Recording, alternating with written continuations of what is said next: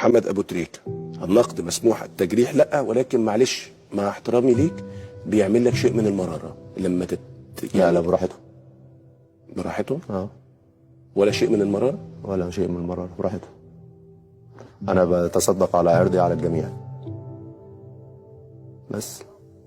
تريكه انت لحم ودم زينا يعني، اكيد بتتضايق بتزعل، ومش ممكن يعني اكيد بتزعل لان مش ده اللي جواك. انا خلي دايما يحضرني موقف النبي صلى الله عليه وسلم حينما يعني في ملخص الحوار كان احد يشتم او يسب ابا بكر في حضره النبي صلى الله عليه وسلم. فمره شتمه ابو بكر ما بيردش، مرة تانية ما ردش، الثالثة بقى سيدنا أبو بكر بشر زينا فرد.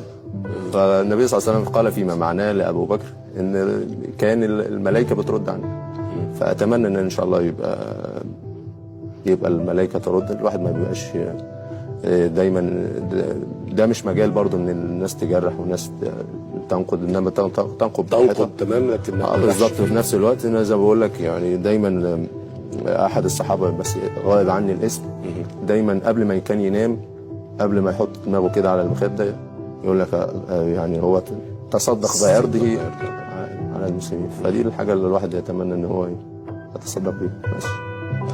ربنا يديك الصحه تريك. اصل ساعات الواحد بيغل كده انا بطلع الغل طبيعه البشريه تريك لاولادي، انما يعني الحمد لله صدري رحب يعني انا يعني مسامح الجميع، مسامح فيما اخطا في حقي وفيما انا اخطات في حقي.